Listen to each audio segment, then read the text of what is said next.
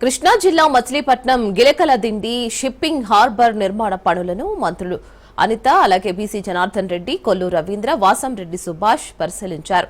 పనుల పురోగతిని మంత్రుల బృందానికి సంబంధిత శాఖాధికారులు వివరించారు. 2026 మార్చి నెలాఖరు నాటికి పనులు పూర్తి చేయాలన్న లక్ష్యంతో ముందుకు వెళుతున్నట్లు తెలిపారు. మరి సందర్భంగా హోంమంత్రి అనిత గత ప్రభుత్వం హార్బర్ నిర్మాణ పనులను అసంపూర్తిగా నిలిపివేసిందని అన్నారు. మనకి మచిలీపట్నం ఫిషింగ్ హార్బర్ కి సందర్శించడానికి అదేవిధంగా వర్కులు ఎలా జరుగుతున్నాయని చూడడానికి ఈ రోజు మన మినిస్టర్ గారు జనార్దన్ రెడ్డి గారు, అదేవిధంగా స్థానిక మినిస్టర్ గారు కొల్లు రవీంద్ర గారు, అదేవిధంగా మ్యారిటైమ్ చైర్మన్ దామచల్ల సత్య గారు, ఇన్ఛార్జ్ మినిస్టర్ సుభాష్ గారు, అదేవిధంగా కలెక్టర్ గారు అందరూ కూడా ఇక్కడికి రావడం జరిగింది.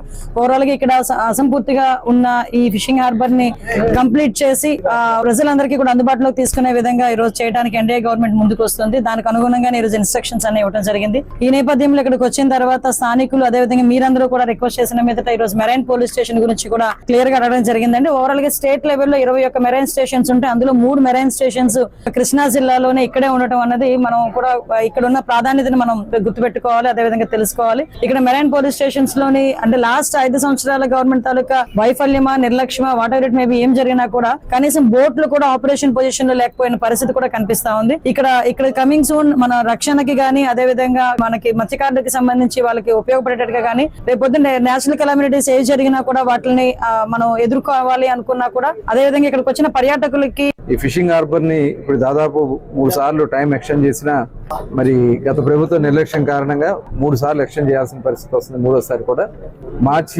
నెక్స్ట్ ఇయర్ మార్చికి వీళ్ళు కంప్లీట్ చేస్తాం అంటున్నారు. అయితే ఇక్కడ జట్టీలు పూర్తయినాయి, బిల్డింగ్స్ కూడా పూర్తయినాయి కాబట్టి ఇంటర్నల్ రోడ్స్ కానీ ఈ బిల్డింగ్స్ కానీ మొత్తం కూడా రెడీ చేసి రేపు జూన్ 15కి బోట్స్ ఆపరేషన్ చేయడానికి మరి కంప్లీట్ చేయమని చెప్పి గౌరవ మంత్రి గారు కూడా చెప్పడం జరిగింది.